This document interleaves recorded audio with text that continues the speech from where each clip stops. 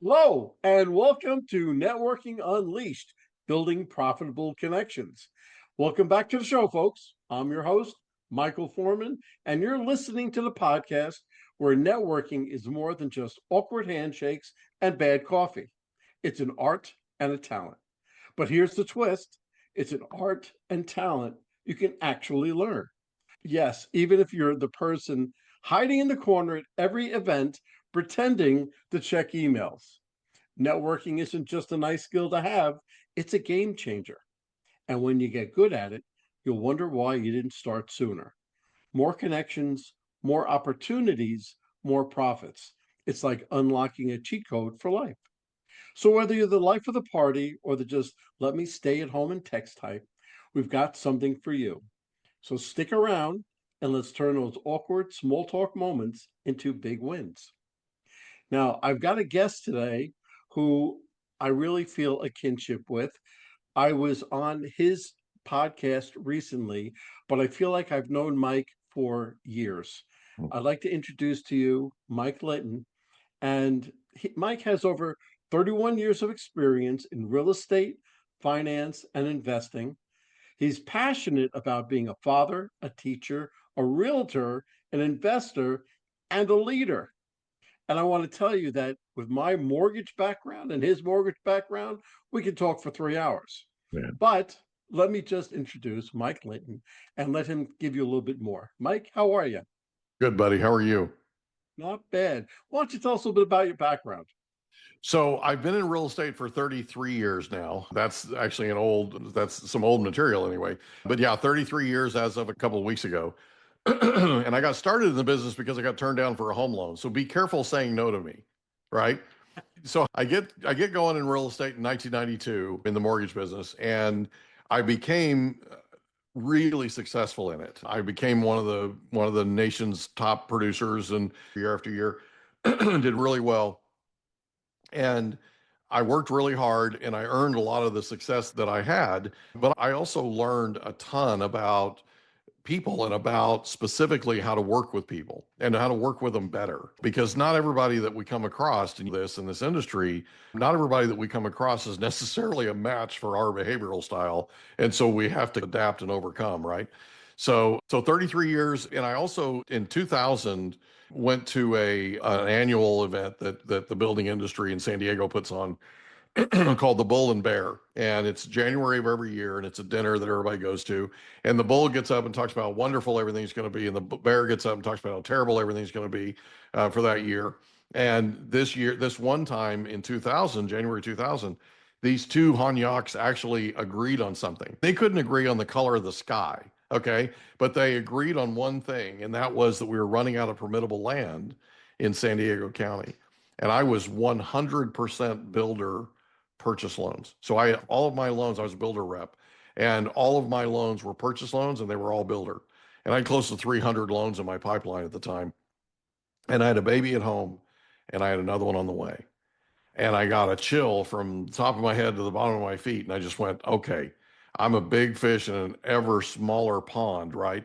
And I need to diversify. So by the time that year 2000 was over, I had been pre-approved and had been in application to buy and start a Keller Williams Realty franchise. And so that was my way of diversifying. And so I ended up starting that in January of 2020 or 2001. And we were supposed to have 22 agents. We started with four, partly because somebody that started the company with me didn't know what truth meant. And so we ended up with four, and everybody went, "Oh, you're going to fail. You'll never succeed." And we ended up owning that office for 18 years. And we had one of the largest real estate offices in North America. And it was an amazing experience. I loved every second of it. The thing that I learned how to deal with a whole lot of people with a whole lot of different personalities and different agendas, and a lot of those agendas didn't match, right? And so it was a real learning experience. During that time in 2011, 2008, we had the Great Recession. 2011, it seemed like everybody was losing their homes to foreclosure. I was an REO broker. I was going out and knocking on people's doors and telling them that they didn't own the house anymore and that they needed to move. And they would tell me, oh, no, that's not possible because I just gave a law firm $9,000 yesterday and they guaranteed me in writing that I'd never lose my house to foreclosure. That was the kind of thing we were dealing with. I got so frustrated that I started a radio show called the Real Estate Zone on 760 KFMB. We took the least listened to hour they had their entire weekend lineup and turned it into number one in all of AM radio in 8 weeks. And they told me that hadn't happened in 34 years. So we did it because we were telling the truth, Michael. We were literally saving thousands and thousands of homes from foreclosure. And so what came from all that was I ended up on television, started my radio career, so to speak, in San Diego and television, right? I've been on ever since 2011. And one of the things that I dearly loved was I dearly loved getting people's stories. I dearly loved meeting people for the first time. I dig people. You know that. I think I hide it well, but you figured it out, right? Right. Um, so one of the things that I promised myself was I knew when I had a podcast that I would go deep. I wouldn't have hard, commercial breaks. I wouldn't have network breaks. I wouldn't have all the stuff that you have in commercial radio because I literally would just have time. And so what we do with the Mike Litton experience is just like we did with you, we get people's life stories. We start with where they were born, go all the way up to today. We've done 322 episodes in less than 19 months. And it's been amazing. It's been absolutely amazing. We're heard in 60 countries worldwide, 60. Which is still hard for me to imagine when I say that. We've been listened to over 2.35 million times, over 2 million downloads. Crazy, just crazy. Yeah. But it's been a riot. It's been a great amount of fun. And I really thoroughly enjoyed it. It sounds like you have the personality to do everything that you're doing. That's why I think you don't really think you're doing that well, but you are, but you're enjoying it so much Yeah. that you're having fun and you're Yeah. doing well. So it's a It's an good absolute riot. combination to have. It's an Yeah. absolute riot, man. It's just fun. So. Okay. So let me ask you, how did you first discover the power of asking questions in your personal and professional life? Oh God, great question. So I'll tell you the personal one, and this is a little embarrassing. Actually, I love those. it's humiliating. It's humiliating, but I'm going to tell you anyway. The more So so. so I met a girl in 1992, and I fell in love with her. And I decided I was going to marry her and we were going to have kids. And right, that was 32 years ago. So we just celebrated our 31st wedding anniversary a couple months ago, January 5th. And we were in premarital counseling. And I went to our pastor and I said, listen, by the way, he's one of the nicest people you ever meet in your life. And I said, you need to consider me a blank slate. And he goes, what does that mean? And I said, I haven't had a relationship with a girl that's lasted more than 60 days. And I said, so I don't know how to be in a relationship with a woman, and I don't ever want to get divorced. So I need you to help me be a husband. Teach me how to be a husband. And so we're going through the process. As we're going through the process, at one point, my fiance at the time, who's now my wife, gets up and runs out of his office crying. And this man, who is the sweetest heart of just about anybody you've ever met other than my son, looks at me with the most exasperated look on his face. And he says, Mike, you have to ask yourself a question. I said, okay, what's that? He goes, do you want to be married or do you want to be right? Okay. Yep. And it was like, oh, great question. So I've asked myself that question now, I don't know how many millions of times over the last 31 years. But that's where I learned the power of questions in my personal life. Okay. And what it did was it started this wildfire of, okay, if that question works, let's ask some more. Let's ask questions that actually help us to bond as a couple. Let's ask questions about that help us plan for the future, all that kind of thing. Yeah. So that was the power of questions in the personal life. In the professional life, I took the personal life experience and started using it in my professional life. I became a better loan officer. I became a better manager. I became a better leader because I started asking questions because ultimately I asked myself a different question than I had personally, but it was, do I want to be right or do I want to be in business with this person? Do I want to be right or do I want to have the opportunity to lead this person? Okay. And what it did was it started me down this road. Then in 2000, we bought this Keller Williams franchise. One of the things that Keller Williams requires is they require that you go through a series of training in order to qualify to be the owner of an operating principal of a market center.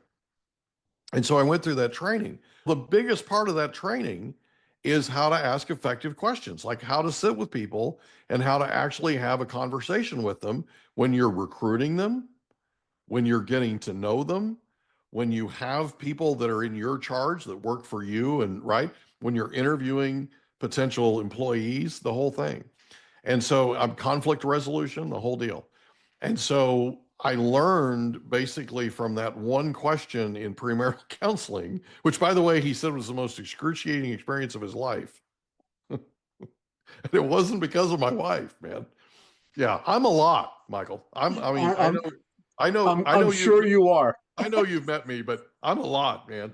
Yeah. So it basically grew from there. And then several years after we bought the franchise and started with Keller Williams, they taught a class called the Consulting Clinic. And Bev Steiner, who's still with Keller Williams, she's a regional owner and operating principal and all that. She's just an amazing woman. She taught this class at the La Costa Resort. And I'll never forget this. And she had all of us get up and she had us stand up and we were to ask each other questions. Okay. And the first person who answered a question had to sit down. Okay. So there's a room, if you can imagine, 150, 200 people. Okay. And all of them get up and they start asking each other questions. And very quickly, the 200 group of 200 shrunk down to about 10. Okay. And she's like, all right, all right. Those of you that are still standing, sit down. You're just showing off. By the way, Right. that group that was still standing, right? Right. And Right. so it was something where questions were encouraged, but they were encouraged as a way to communicate and a way to deepen your relationship with each other. And that was something that really resonated with me. Very good. And I have to give some acclaim to your pastor. I've been married, going to be 36 years, Yeah. come May. And Congratulations. he is so right. Yeah. He is Yeah. just so right. And I take that to heart. I Yeah. really do. They've gone Um, on since our premarital counseling. They've gone on to write and publish over 40 books on marriage and family.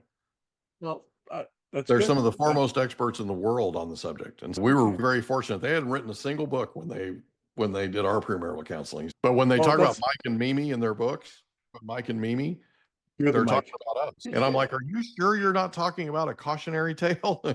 Right? Yeah, what not to do? And they're like, Oh, oh, we use you as an example of what to do. So wow. let me ask you a question. How long was it before Mimi came back into the room? You said she stormed off crying. That's a good question. It was probably 30 minutes. It was probably Yeah. close to 30 minutes because one of the things that happened was he looked at me with the most exasperated look on his face. He asked me that question and then he goes, stay here, and he leaves. Now I was in his office at the time, there were three of us, right? Now all of a sudden Right. I'm sitting there with my thoughts, right? I'm the only one there.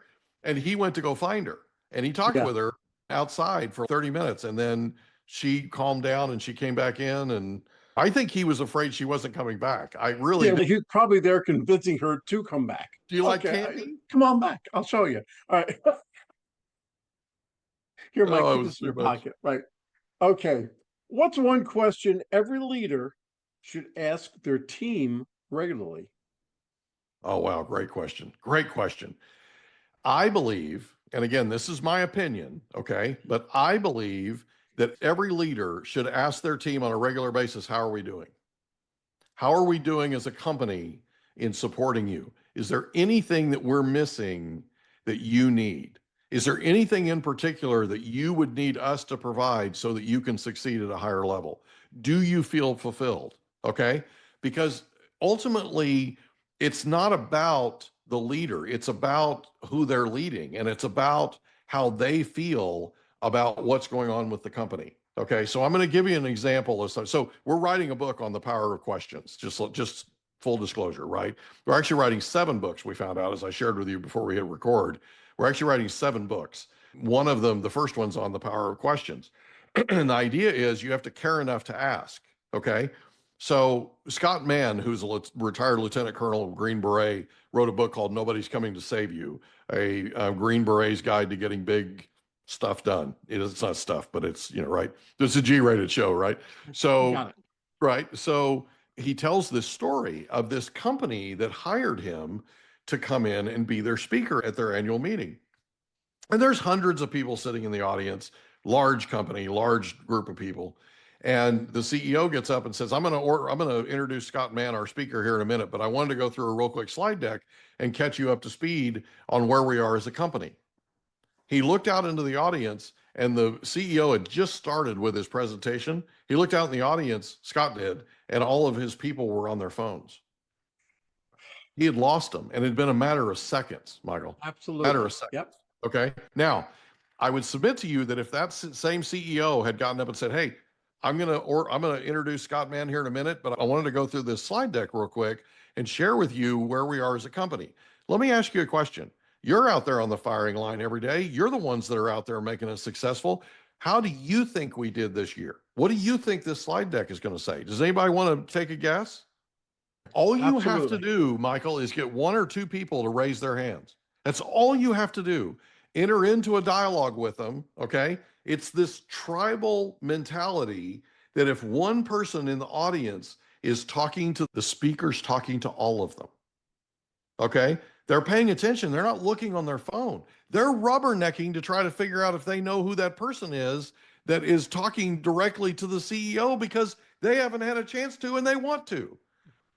It literally comes down to your ability as a leader to engage your people. Okay. I interviewed a lady the other day that worked for Whataburger for 20 some years.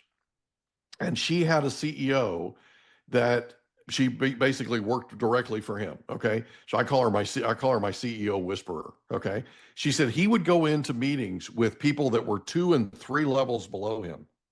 And he would sit with them and he'd take a pad of paper in and he'd close the door and he'd ask them, "So how are we doing? How are you doing? What's helping you to succeed here? What do you need to help you succeed here?" And this man, this CEO, would take notes. Do you know what happens when you ask people about themselves and they tell you about themselves? What happens? You bond. They bond with you because that's their favorite subject. Now, grandparents and parents will tell you that their favorite subject is their kids and their grandkids. It's not true.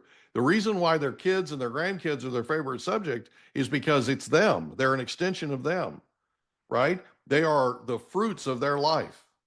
Make sense? Okay. Makes sense. And all the investment that they've made raising those kids and grandkids. But their absolute favorite person to talk about is themselves. So all you have to do is ask people about themselves, and they will literally pour into you what's going on with them. You just have to care enough to ask, right? They will tell you what's going on with them. If you sit there and take notes, do you know what happens? What? You validate them.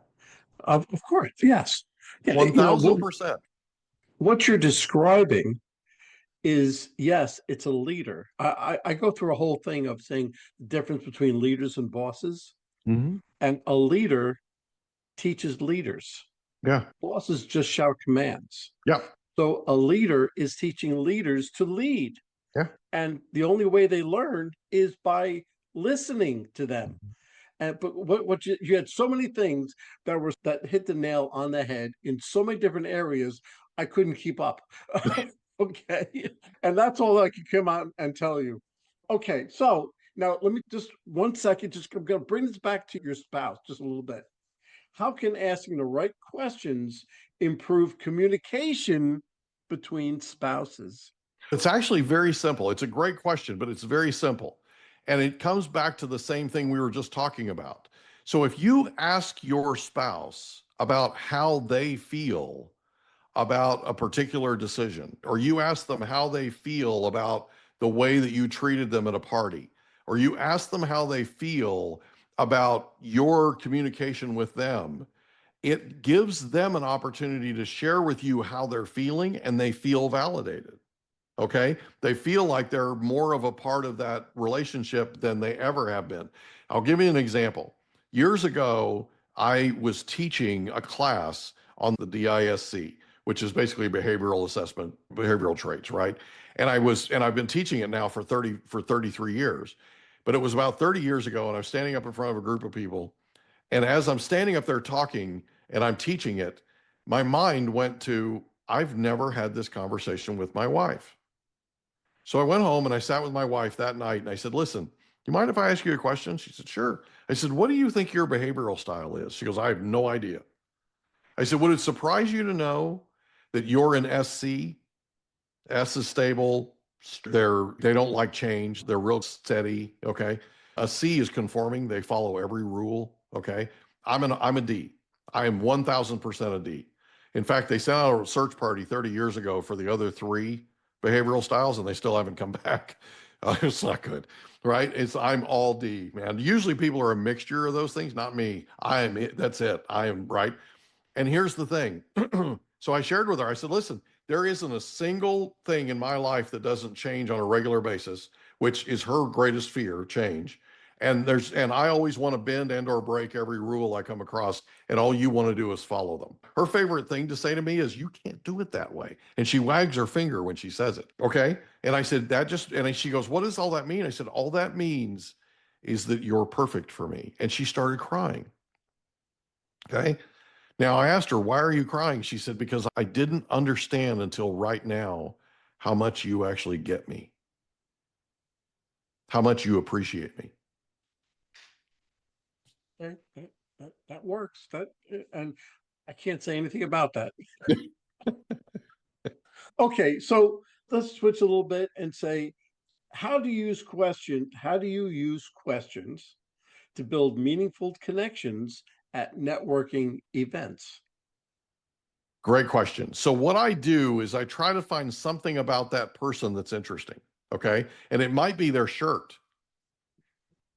Okay. It might be the way that they cut their hair. It might be a piece of jewelry.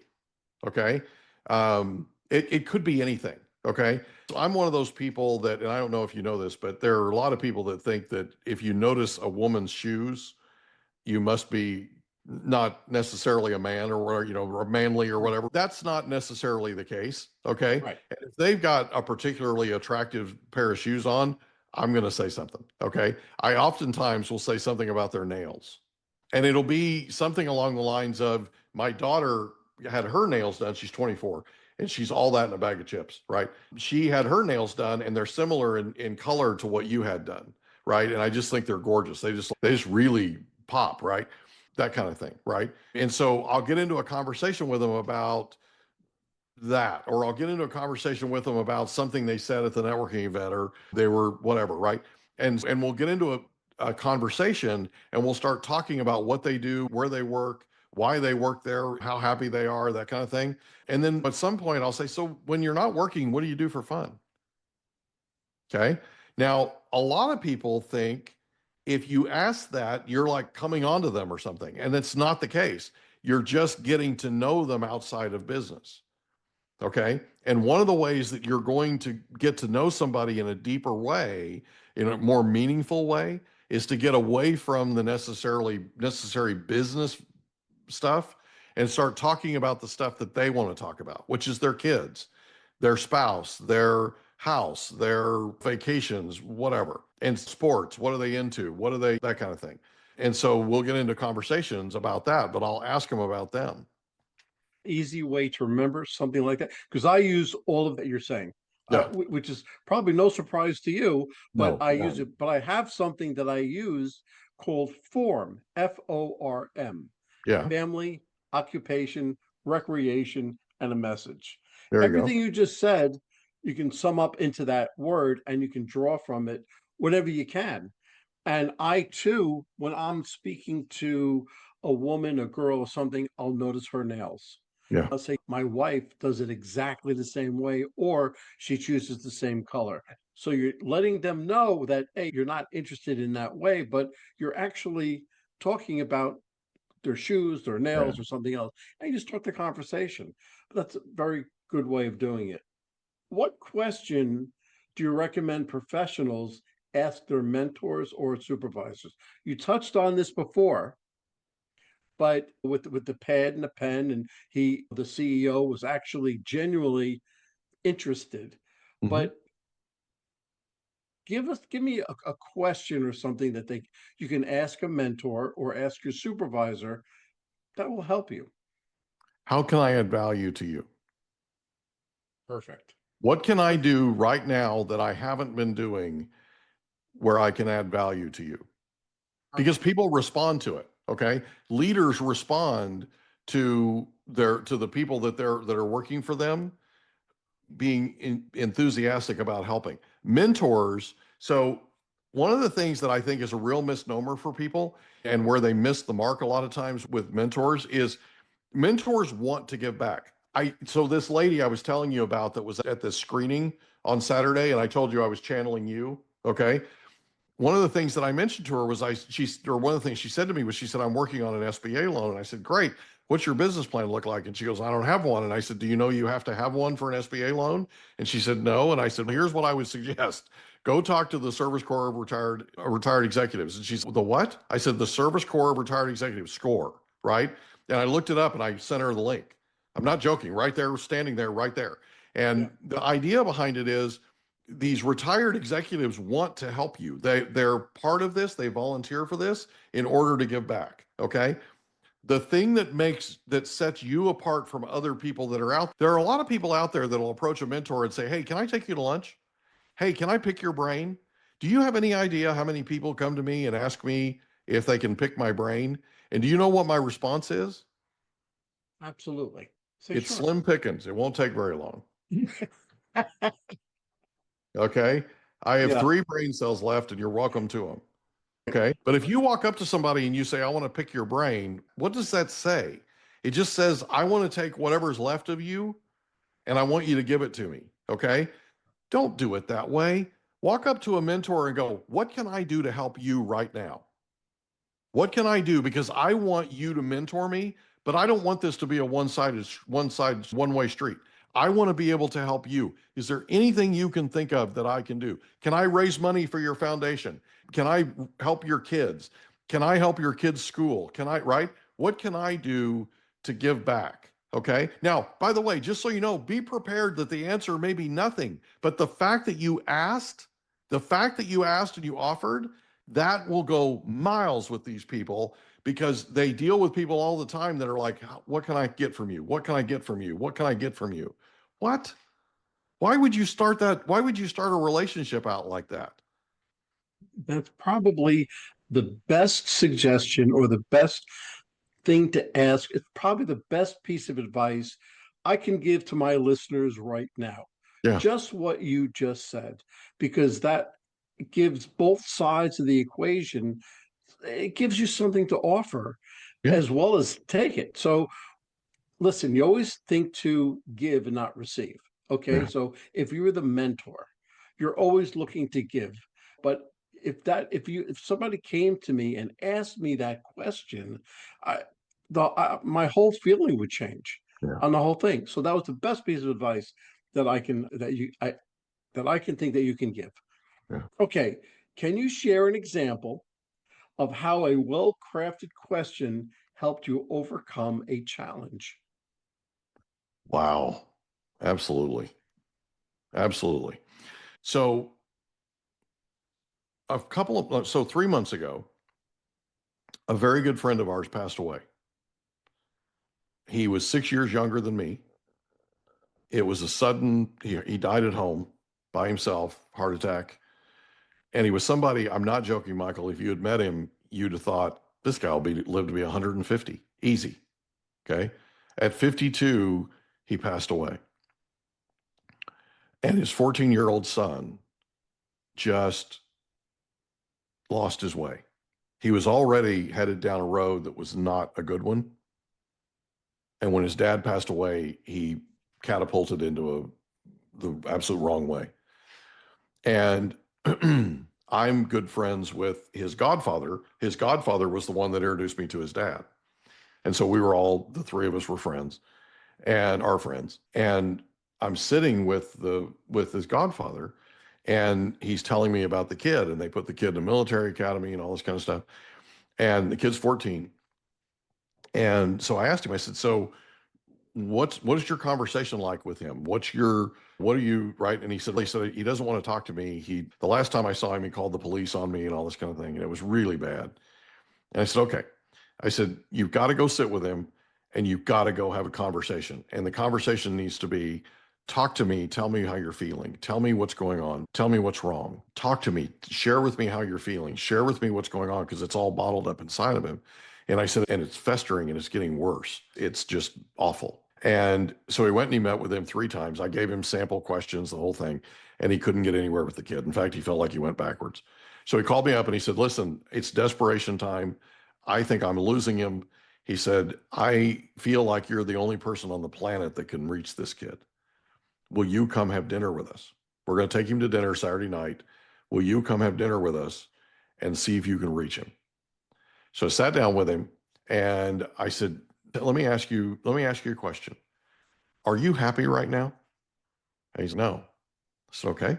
Where would you have to be happy? Because I know he doesn't like the military academy he's in. He hates it. And I said, so where would you need to be? Because this high school or this high school. I said, okay. How do you get there from here? How do we put a plan together to get you from here, from where you are now, to where you're happy? And he said, stop. And he turns to his godparents and he turns to his mother and he goes, what is this? Why am I here? Who is this? What is this? Why is he asking me all these questions? Okay. Defense mechanism. The wall went up. Okay. I said, listen to me. I knew your dad. I was fond of your dad. You don't remember this, but you and I spent Easter together a couple of years ago. Okay. I was fond of your father. And I know that if your father was here, he would want you to be happy.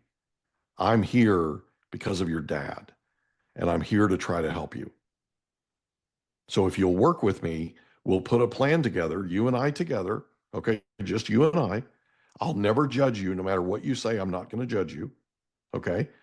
And if you're okay with it, we'll put a plan together. You just have to work with me. Right. And so we kept talking. We ended up exchanging phone numbers. We're now working together. He's now behaving. He's doing what he's supposed to be doing. He went off to spring break last week with his mother and his brother, and he was a good kid. He was the kid that she knew before. Okay.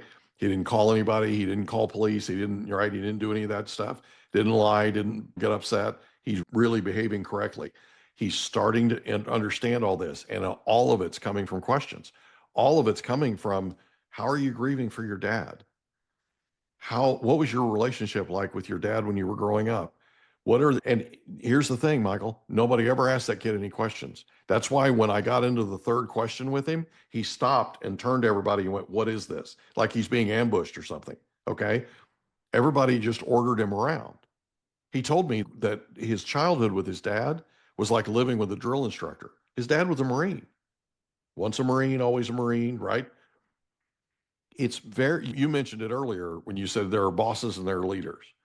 Bosses order people around and they expect them and require that they just do what they were told.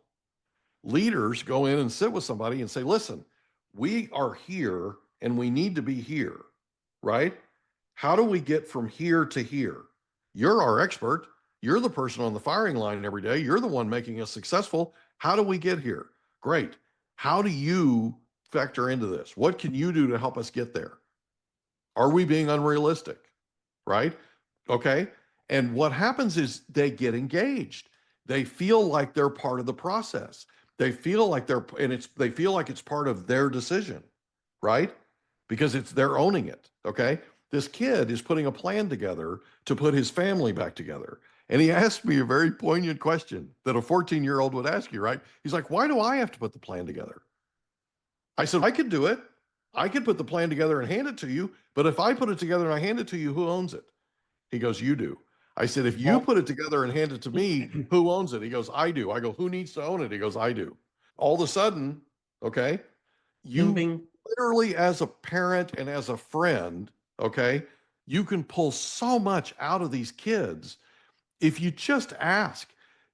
Teenagers love to do the Heisman. We call it the Heisman. They love to say, talk to the hand. The Yeah. last thing in the world you can do, the worst thing in the world you can do as a parent is just throw up your hands and go, whatever, and walk out the door. Okay. You need to stand your ground. You need to care enough to ask. Okay. Period.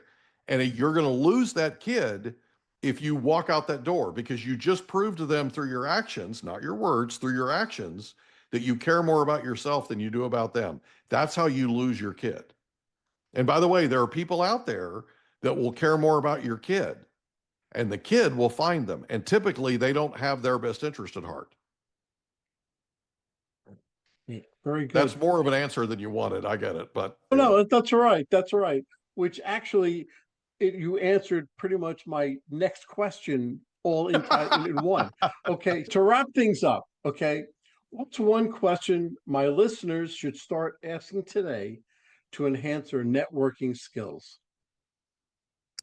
That's a great question. I would say is this: if you're going to a networking event, ask yourself this question: what do I want out of that event? And what am I willing to accept before I leave? What's my goal? And what's my minimum amount? Or in other words, if your goal is to meet 8 people, then you need 8 people and 8 people's contact information before you leave tonight.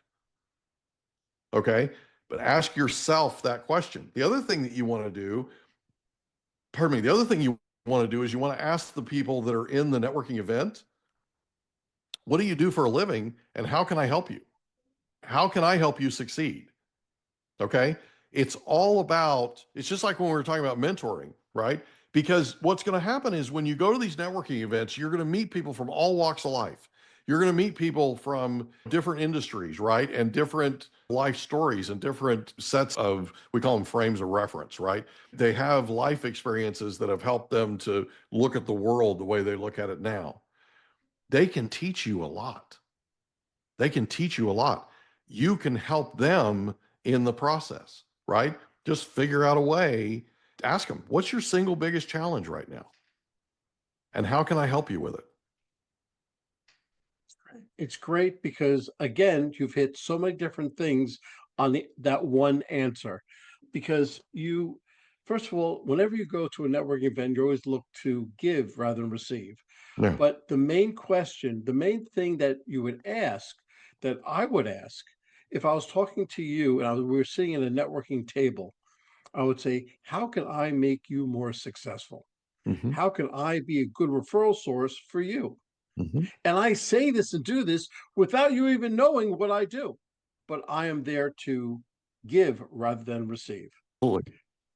Mike, I have to tell you, I could go on for 3 hours talking to you, but I'm afraid we can't do that on this podcast. Yeah. So if anybody wants to get hold of you, either talking about a book, coaching, mentoring, or just to say hi, how would they get hold of you? So it's really easy to get me on LinkedIn. My cell phone number and my email address are on LinkedIn. So when you hit the contact info for me, Right. you don't just get a LinkedIn link. By the way, that's a recommendation for the people that are listening to this. If you're on LinkedIn and you want to do business, don't send people on a loop. Okay. If you put your contact information where it says contact info instead of a link back to your profile, all they're doing is going back. Come on, man. You're right. Yeah, So you can message me through there. Of course, you're welcome to send me an email. You're welcome to call me. Like I said, my cell phone number is on there. You can also reach me. You can just type in the Mike Litton Experience in Google, and there's all kinds of ways to get me. I'm at reo760.com, the whole thing. Super easy to get a hold of. Mike, thanks a lot for coming on the podcast, and I really had a good time. I did too. Well, hold on, folks. Don't go anywhere. Let me just read a few of our sponsors that we have. Struggling to reach success? Maybe it's time to quit. In Quit Your Way to Success by Rodney Davis, This reveals 27 steps to breaking bad habits that hold you back. This powerful book helps you rewire your mindset, take control of your actions, and turn setbacks into stepping stones. With real life examples, motivational quotes, and actionable lessons, especially for sales professionals, you'll gain the tools to quit what's stopping you and start winning. Transform your future today. So Quit Your Way to Success by Rodney Davis, available now on Amazon. And this is a nonprofit called Revved Up Kids. This is something I believe in wholeheartedly. Revved Up Kids is on a mission to protect children and teens from sexual abuse, exploitation, and trafficking. They provide prevention training programs for children, teens, and adults. To learn more, go to revvedupkids.org. That's REVVEDUPKIDS.org. Well, that's a wrap, folks. A huge thank you to our special guest for sharing such incredible insights today. And of course, a big shout out to you, our amazing listeners, for tuning in and spending your time with us. Remember, networking isn't about being perfect, it's about being present. So take what you've learned today, get out there, and make some meaningful connections. If you enjoyed this episode, don't forget to subscribe, leave us a review, and share it with someone who could use a little networking inspiration. Let's keep the conversation going. You can find me on Apple, Spotify, YouTube, or my website, michaelaforman.com. Remember, until next time, keep practicing, keep connecting, and keep building those relationships. This is Michael A. Forman signing off. Take care and happy networking.